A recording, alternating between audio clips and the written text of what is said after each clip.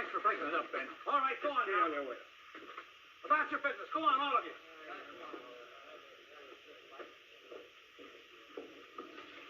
Clem, what's going on here? What's happening? This town's being split down the middle. That's what's happening.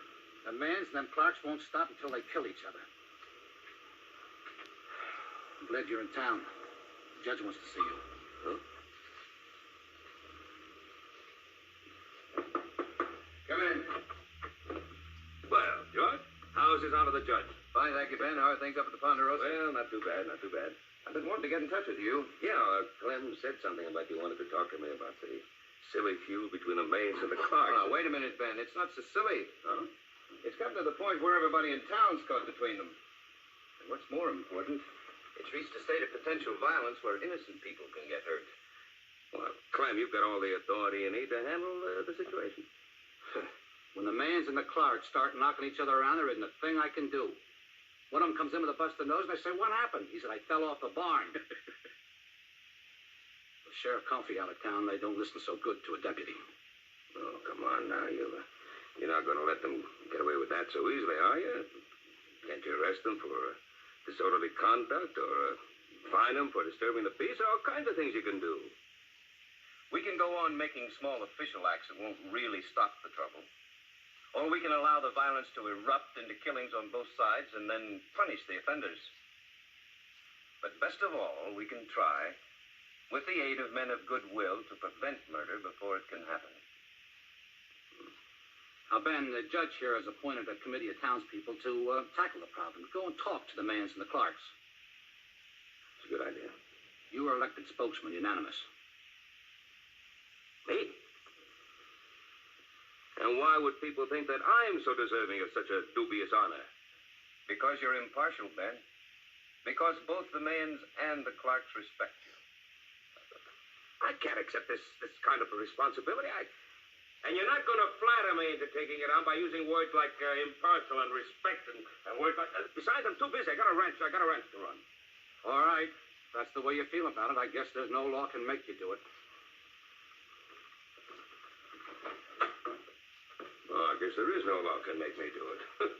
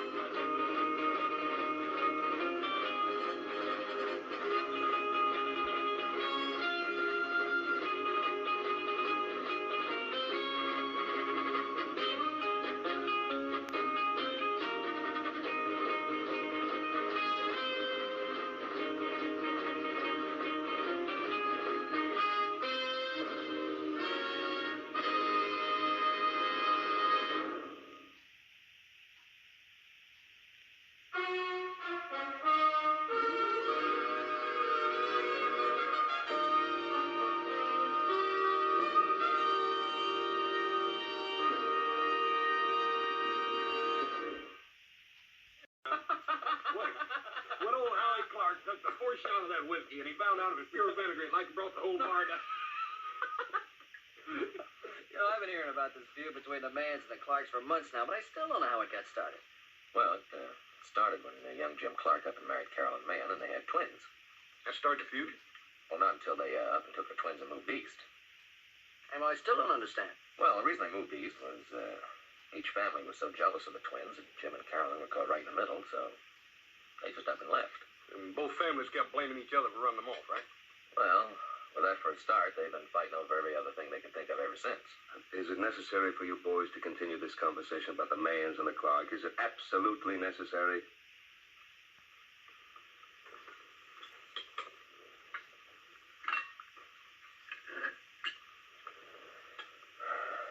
Gee, you know, the other day I was down by Salt Creek, see how the new dam was holding up, and well, that stream down there is nothing but a mud bank now, and you know, it took me 5 minutes to get my horse to cross it.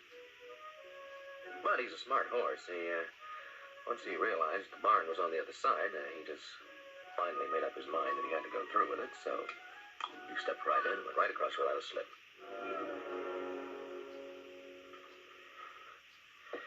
I spent a small fortune educating my oldest son, and he entertains me with old-fashioned homilies.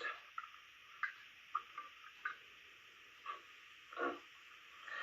Now, I guess you're right, though, Adam. I suppose I'll have to step in, whether I want to or not.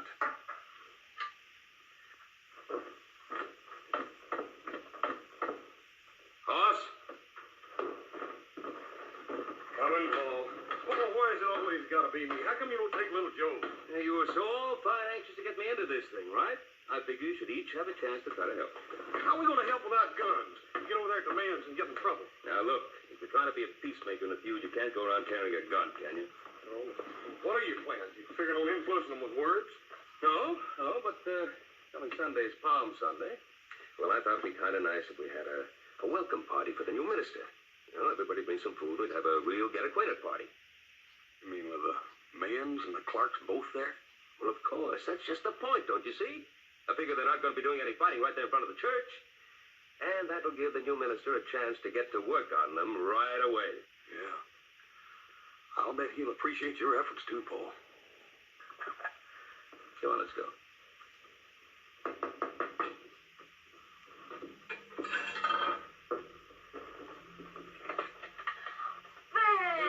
Good morning. How are you? Nice to see you. May we come in? Of course. Pleasure to see you. Thank you. And you too, Hoss. Thank you, Miss Well, sit down. Just baked a fresh pie, and I can fetch coffee in a minute. Well, that's wonderful. That fresh pie really smells good. Hoss, you going to sample that? Dang, I reckon I am. It looks good. Tom around? No, he's out on the range checking fences. A little trouble in town yesterday, and we never know what them Clarks may be up to. Yeah. This trouble between you and the Clarks, that's been going on quite a while now. It's going on for quite a while longer. Caroline was the only child Tom and I had, and the Clarks drove her and her babies away. Oh, well, now, do you think that this quarreling is going to make the loss any the less painful? Ben, if someone drove your sons away, would you think of them with kindness? Treat them with love? Now, Winifred, I don't think the Clarks drove your daughter away. Miss Mann, how much good do you reckon all this fighting and arguing is doing Caroline? You're on the Clark side. Oh, ma'am, we ain't on nobody's Of side. course, we're not on anybody's side. We just thought maybe we could talk a little about I it. have nothing to talk about then. Well, anyway, what really came about, the new minister is going to be here next Sunday, Palm Sunday. Yes, I know. We're looking forward to meeting him. Yeah, we've missed going to church ever since we lost old Pastor Miller. Yeah, that was a real loss. Well, we all thought it might be real nice if we could have a nice welcome for the new minister. Everybody bring some food. We could have a real good get-together right after the services. Oh, that's a fine idea, Ben. I'll bring something really nice. Well, good. I knew we could count on you, Winifred. Thank you. Horse, I guess we better be getting along. Got a lot of other people to invite. Yeah. Thank you, Winifred. Just leave that good pie. Ben, Yeah. are you inviting the Clarks? Well, of course. They're members of the church, too. All right. But just make sure at the party that the food is kept separate. We couldn't eat Clark food. I'm sorry. We would choke on it.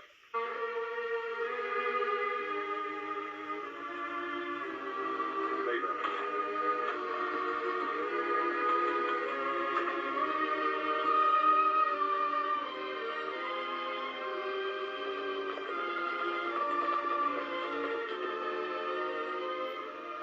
Peggy, how are you? How are you, Mr. Cartwright? Just fine. Oh, little Joe. How are you, Peggy? Declare you get prettier every time I see you. Yeah, you sure do. By golly, I hadn't realized how grown up you've become. Well, I'm grown up, all right. Fact is, I should be hanging out my own kids' wash instead of my brothers and sisters. Peggy, a girl as pretty as you must have a lot of young men buzzing around. Well, the trouble is, the nicest ones all seem to be related to, you know who. Oh, your mom, pa around? Well, Paul's out on the ranch somewhere, and Mom went to town for supplies. No. Well, I'll tell you why we came by. Next Sunday, Palm Sunday. Well, that's when the new minister arrives. And we thought it'd be kind of nice if we had a welcome party for him after the sermon. Everybody brings some food, and we have a good old get-together. Well, that's a wonderful idea, Mr. Cartwright. Be glad to tell him. Good. Is everybody coming? Yeah, everybody's going to be there. Even the mans. Shh, don't use that name around here. Stampede's a stock. Well, I'm sure glad somebody around here's got a sense of humor about this silly feud. Well, don't judge your Clarks by me, Mr. Cartwright. Believe me, no one else takes it lightly. Must be pretty tough on you being caught in the middle of a feud like this. Well, it's worse than that, little Joe. Never knowing when one of your family is going to kill or be killed. Sure hope that new minister can do something about it. Yeah, I sure hope he can.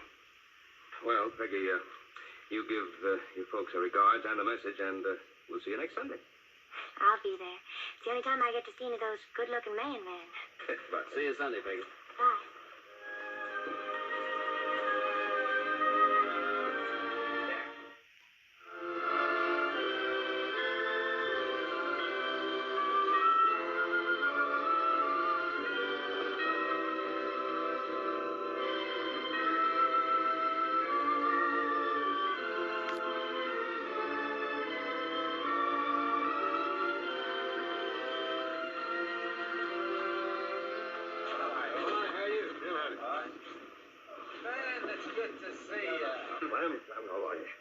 Hello, Ben. You had us worried. We thought you were going to be late.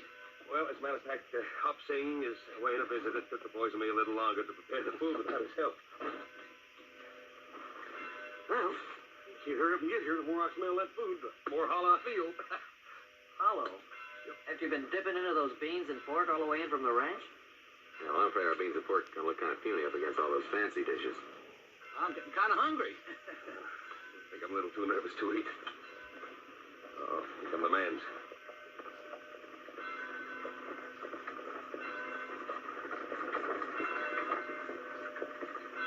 Well, Ben, where do you want us to put the food and some of the finest milk produced in the territory? Well, that's mighty nice of you, Tom. Sure we all appreciate your generosity. Tom wanted you and the boys take your gun belts off. Well, we don't hardly go anywhere without them these days. None of us is wearing a gun, of course, except Clem here. I can see that. But you don't expect us to ride these roads unarmed, do you? Why, we could be bushwhacked by the Clarks from any tree or rock. We don't need no rock to shoot at the Mayans when we want to.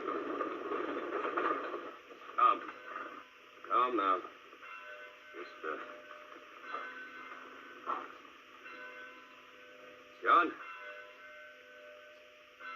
John, this is Palm Sunday. Palm Sunday. Just keep things peaceful. Ain't no Sunday peaceful. With the Mayans around.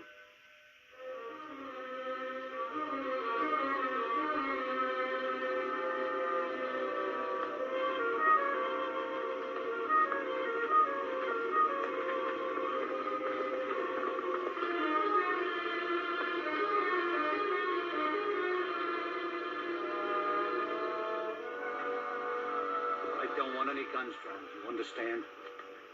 Not one. Take off your gun belts. Put them over there. I don't trust the man. Make them drop theirs first. Ben, Clem, Get out of the way. Listen to me, you two. I'm just getting a little tired of all this ruckus and feuding and fussing and all this violence. Now, just take off your gun belts or get out of here. No. Everyone is welcome here.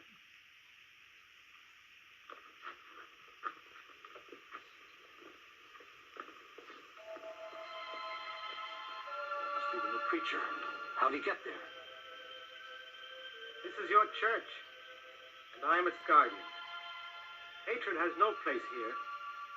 This is a house of love, and you will enter as friends and neighbors.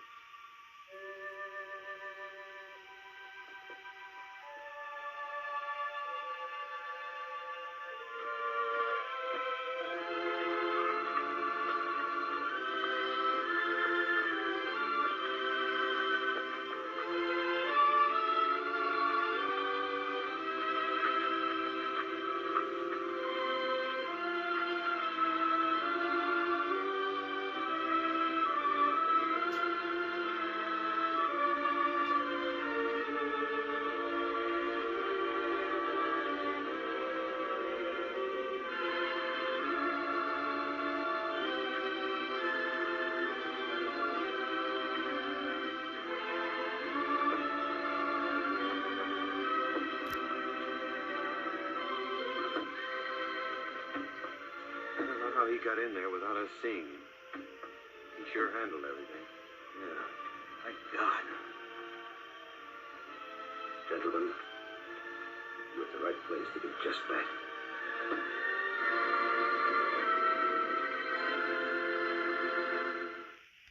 Oh, there you are, Peggy. We're all ready to go now. Oh, Reverend, I'll say goodbye again. I wasn't interrupting anything, was I? No. Of course not, Mr. Cartwright. I was just telling the Reverend how happy we are he's here. How grateful we are. Well, we certainly are grateful, Reverend. At the risk of repeating myself, I'd like to say again how inspiring your sermon was today. I've never seen a congregation as quiet or as attentive as it was. It was real fine. You know, I never thought that I would see what happened today. To see the Clarks and the Mayans join together in the hymn singing. They joined together again pretty good a little later when they tackled all that food at the welcome party. Didn't it? Do you think that this could be the beginning of the end of the feud? Well, I mean, wouldn't it just be wonderful if it were all over? yeah. It would be. But I think you're being overly optimistic. Well, maybe so, Reverend, but as head of the committee in charge of trying to get the Mayans and the Clarks to settle their differences, I can tell you we're pretty happy you arrived. You'd like to transfer your burden over to me. Well, yeah. Well, no, not exactly. But you think that responsibility is now mine. Is that it? Well, Reverend, well, it seems to me that these people are suffering some sort of moral illness, and isn't that your calling, to minister to such illnesses? Ministers are human beings, too, Mr. Cartwright. They're not all wise and all healing. My capacity for healing this breach is probably no greater than yours. Well, I thought we all hope. We all hope that we can transfer our decisions and burdens to other people, even ministers. But there are some problems you can't give away.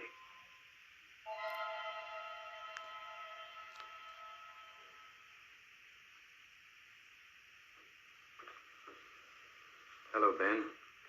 Judge. I was afraid you might have already gone home. Oh, no, we were... Something wrong? Yes. I came to see you, Reverend. I have a problem. I thought perhaps you could help. Yes, whatever I can do. This concerns you too, Peggy. It's bad news, I'm afraid. I just received a wire from the authorities back east in Illinois about your brother and his wife. There's been an accident. An accident? What do you mean? Jim and Carolyn. Not dead. The wire said. I'm terribly sorry. Oh, no. And the twins? They're all right. Reverend, I thought perhaps you could help break the news to the Mayans and the Clarks. No. No, I'll do it. I'll go home and tell Mom and Pa. I'll go with you and then go over to the Mayans. Well, I'll drop you both off. Babies. Those poor babies. I'll get my things. Miss Peggy. I wish I had the words to express my sympathy. Don't need words. I understand.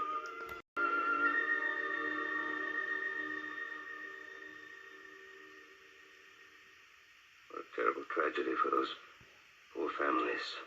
Judge, you said the children were spared. What's going to happen to them? The wire covered that, too. This concerns you, Ben. The authorities in Illinois said that the parents' last request was that the twins be placed in your custody until you could decide their future. Why would they request a thing like that? A very good friend of the family? Well, yes. Perhaps they remembered that you remained impartial during the quarrel between the two families. It's not much too much of a responsibility. The parents' last request. Of course, you could ignore the arrival of the children. Let the Clarks and the Mayans fight it out. Well,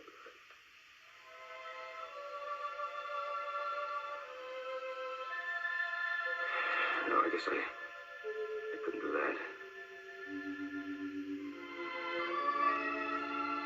To make a decision is certainly going to take a wisdom far greater than mine. I'm ready.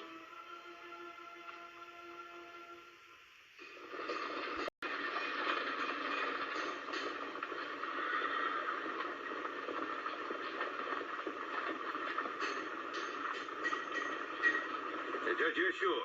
Twins are coming out on this stage. You saw the wire yourself, Ben? Reverend, both families understand clearly. You explained everything very carefully. They were both very upset by the news, but I'm sure they understand. I don't want to be influenced one way or the other by the Clarks or the Mayans. Afraid you have no choice. Look.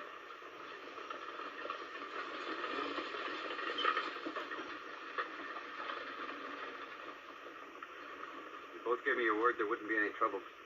There isn't going to be any trouble. My wife here just wanted to see the kids, see that they're all right. They've been through a bad time. Now, Tom, I know exactly how you and Winifred feel, but I want you to promise me that you won't upset the children once they arrive. How about them?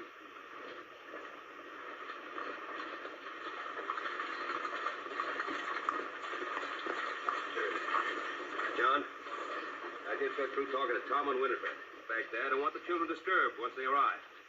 You just came in to see the kids. Wanted to make sure They're all right. Just make sure that's all you do. Here comes the stage. Don't forget what I said now.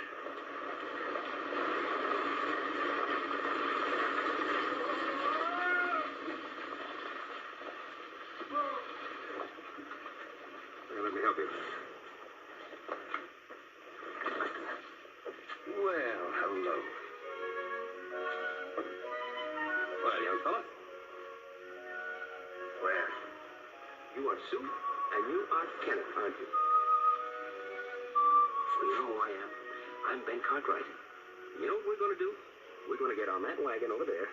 We're going to ride out to my ranch. It's called the Ponderosa. And after a good hot meal and a little bit of sleep, I'm going to show you some new animals which are just born. You can play with them. Would you like that?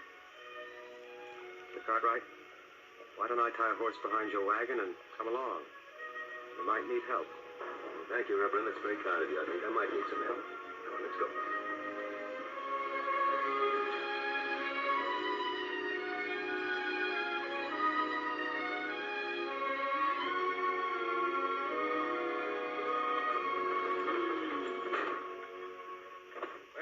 Here we are. Was that a nice ride? Yeah. Here we go. One down and two. Peggy, what are you doing here? I thought you might need some help with the twins. Peggy, the boys and I have... I told the boys to go on about their jobs. You what? I think they were glad to escape. Now, Peggy, you know I must remain impartial in this. I can't make it appear as if I'm playing favorites. I won't try to influence them, Mr. Cartwright, I promise. I just want to love them.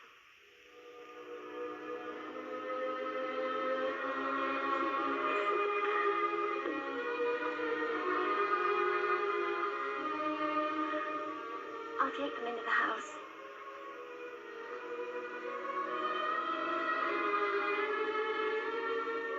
That young lady is wise beyond her years.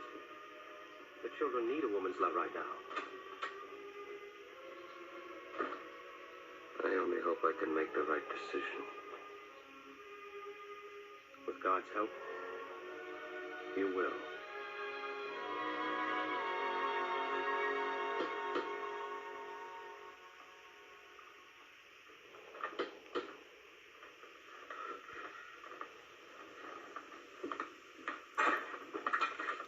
Well, come in, gentlemen. Hello, Adam. Adam? Reverend? Hello, Adam. Well, suppose you want to see Pa. A delegation like this must be trouble, huh? That's just what it is. We've got to see your Pa, Adam. Well, go in and make yourself comfortable.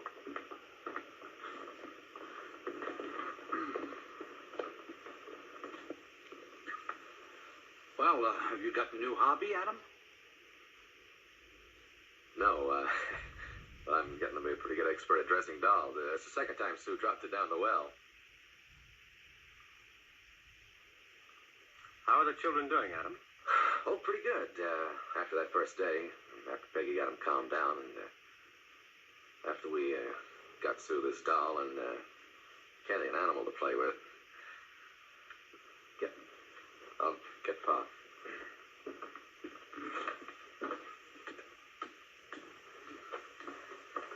Oh, hi, man. What's up? Well, we came to see your Pa, Hoss. Adam's gone to get him. Me and Joe are back there in the kitchen trying to whip up something to eat for the kids. You fellas join us? No, thanks. No, Hoss. Hey, you can't go in there with that pig. Kenny? Now look, how many times have I told you not to bring the piglets into the living room? Joe, can't you take care of those kids without me? Now look, I can't cook, watch the kids, and keep the pigs out of the living room all at the same time.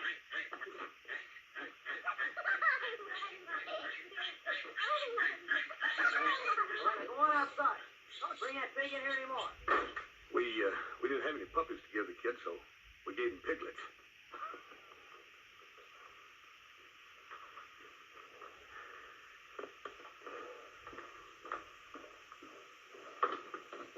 Gentlemen, sorry to keep you waiting. I've been doing my paperwork upstairs. There are less distractions up there. Sit down, sir. Thank you.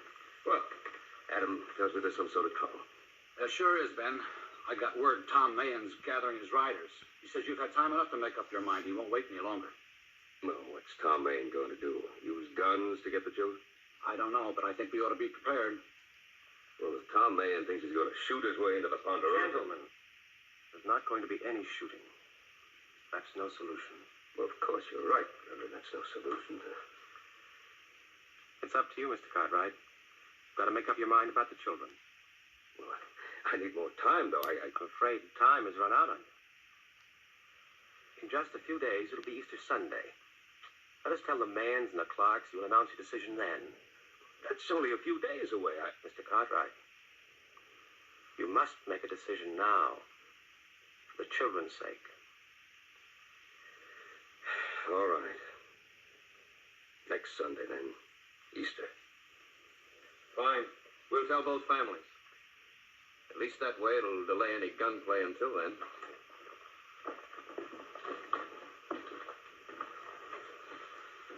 I wish I could help.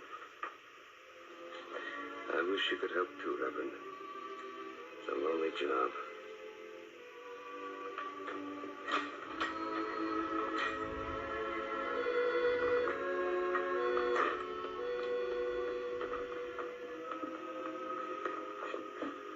Boy, am I having trouble. Are you having trouble?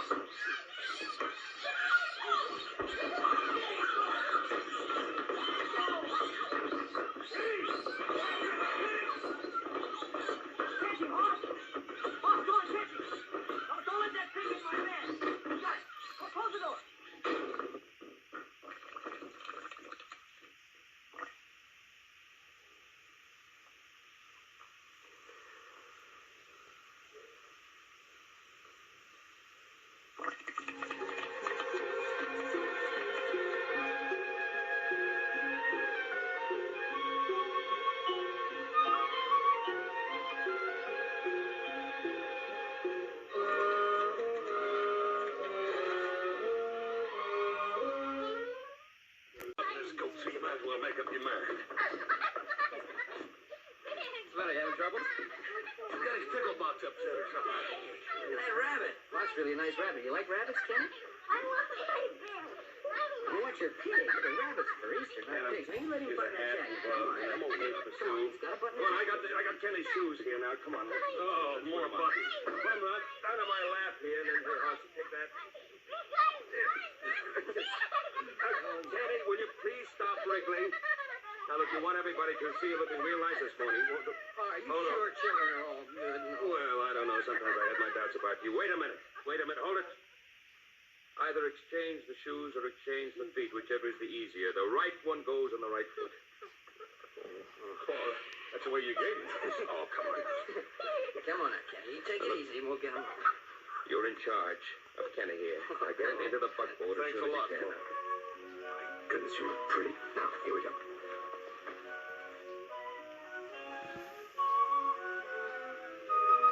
Come on, let's hurry. We better get him out there and let me dress him on the way. We're going to be late. Come on.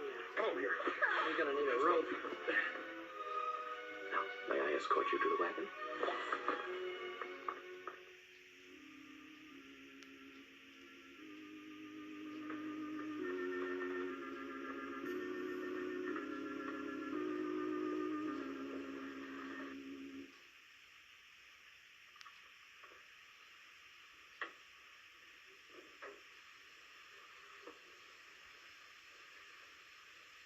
For my text this morning, I shall use portions from the Sermon on the Mount. They are words by which all of us can live. The most beautiful of all, I think, are these.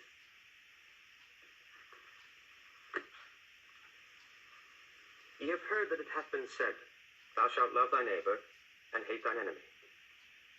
But I say unto you, love your enemies. Bless them that curse you. Do good unto them that hate you. And then, judge not, that ye be not judged. For with what judgment ye judge, ye will be judged.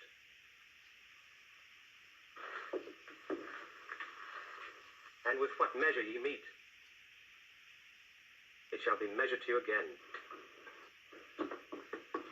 It's right around there in the back. Can you find it? Yep.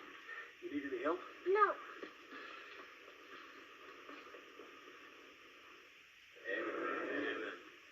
Blessed are the poor in spirit, for theirs is the kingdom of heaven. Blessed are the meek, for they shall inherit the earth. Blessed are they that mourn, for they shall be comforted.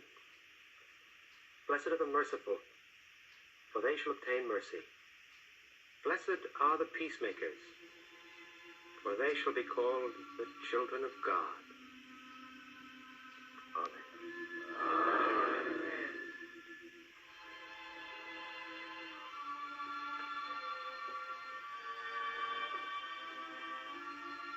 Blessed are the children, for they shall be called the peacemakers.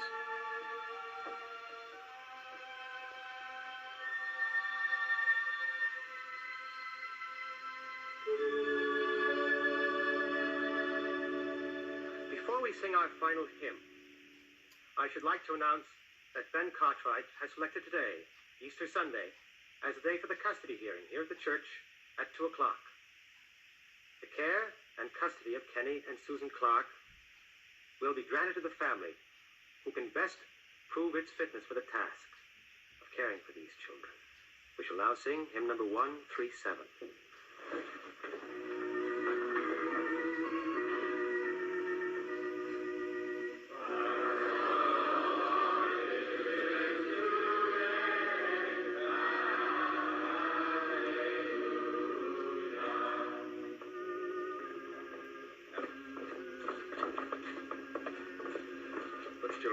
Wait till they deliver stable. Right. Boy, you sure you want me staying back yet? No, I'll be all right. Just want the twins out of sight for a while. Okay.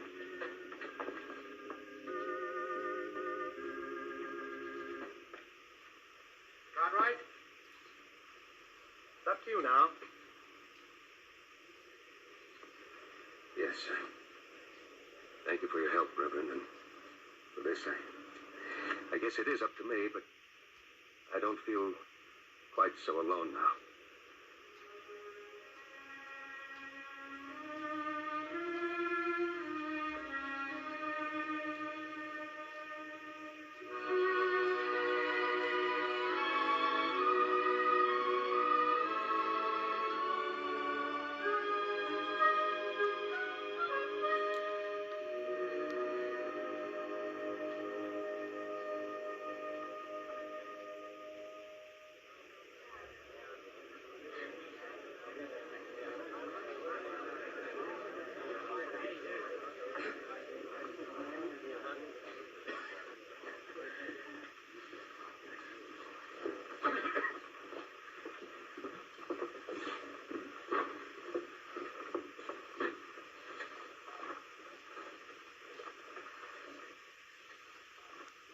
I have struggled many days with this problem, which concerns all of you. I hope we can find a fair solution this afternoon. Mr. Clark and Mary, I ask you now, what can you offer these children should they be awarded to you?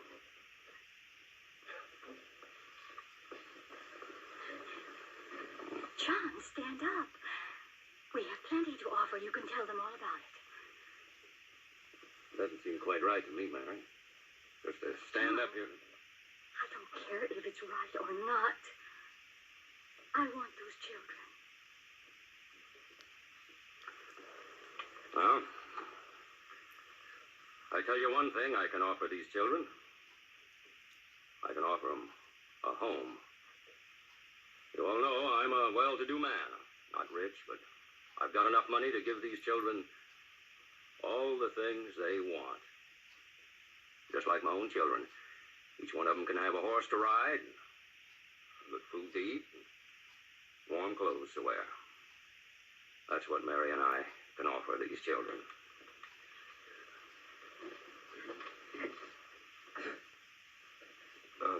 John, I don't think you quite understood the meaning of my words. I did not mean what can you offer in the way of money or clothes, or those are material things. Now, this morning, you all heard the Reverend Jordan read to you from the Sermon on the Mount. You all bowed your heads. I heard you all answer, Amen, to those golden thoughts. So now I ask you, John Clark, and you, Mary Clark, will you love your enemies? If so, John, I ask you now to step across to Tom Mahan here and offer your hand in friendship. You've got no right to ask that, Ben Cartwright. How can Mary and I forgive the millions? How can I offer my hand to a family that reviles me? I won't do it. All right, John. Very well. It seems to me, then, that you have very little to offer.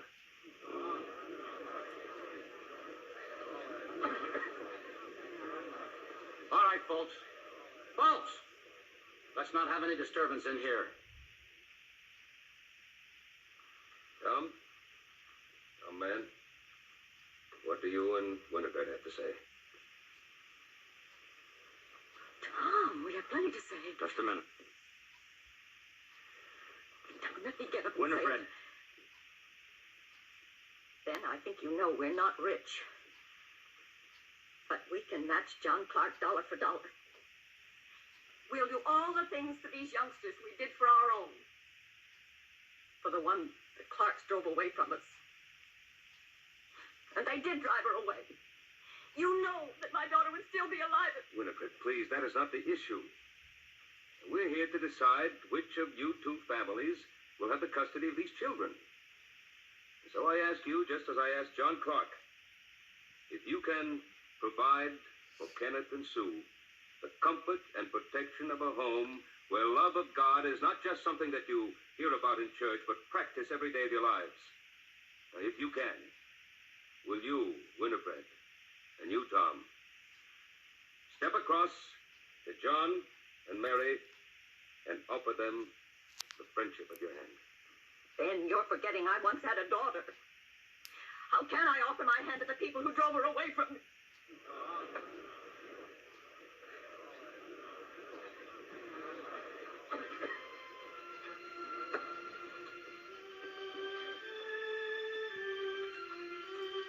First Samuel, 2 Samuel.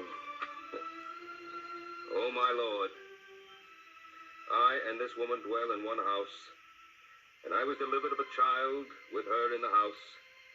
And it came to pass the third day, and when I rose in the morning, behold, the child was dead. And the king said, bring me a sword. And they brought the sword before the king. And the king said, divide the living child in two.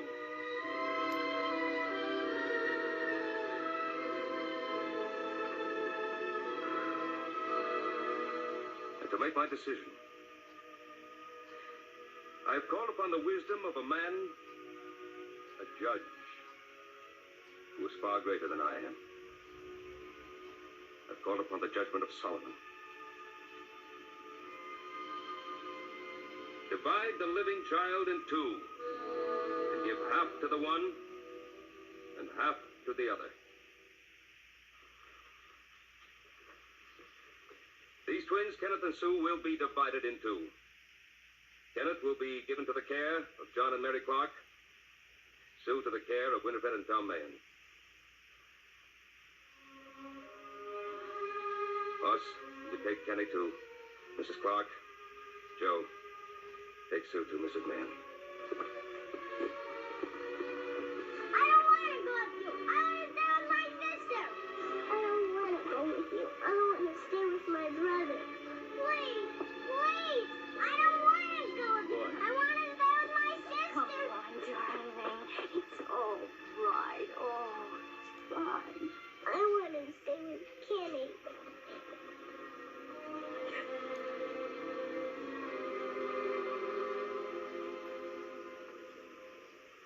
It won't work, Ben.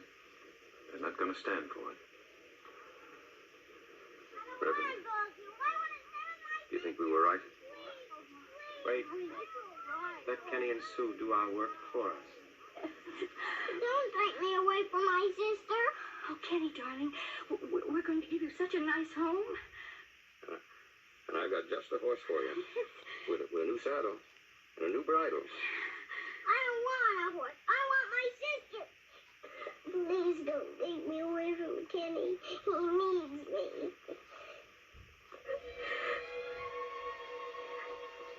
I can't. Just I love them and want them. These children have to stay together. Come, dear.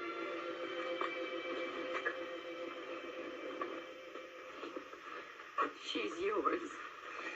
They're both yours. Be good to them. Winnie. Oh, darling. Oh, darling. Oh. Oh. Well.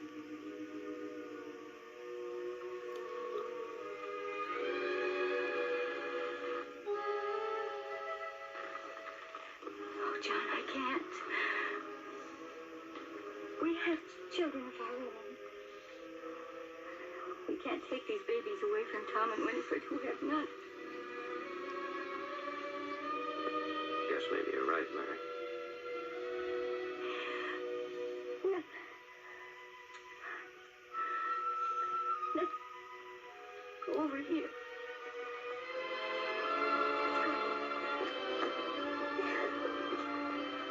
Winifred, Tom, you need the children more than we do.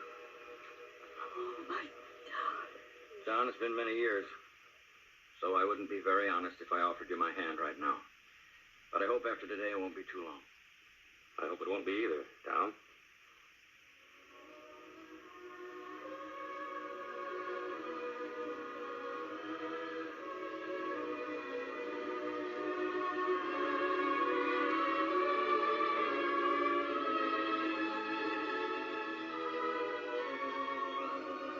Blessed are the peacemakers.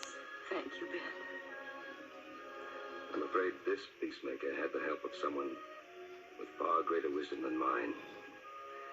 If it weren't for the Reverend here.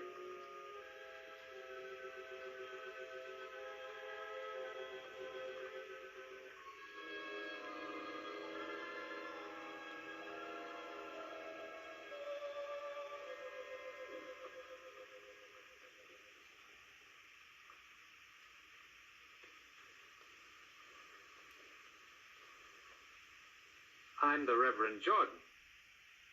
I believe I'm expected here. Jordan? I'm sorry I was delayed. I hope you received my wire.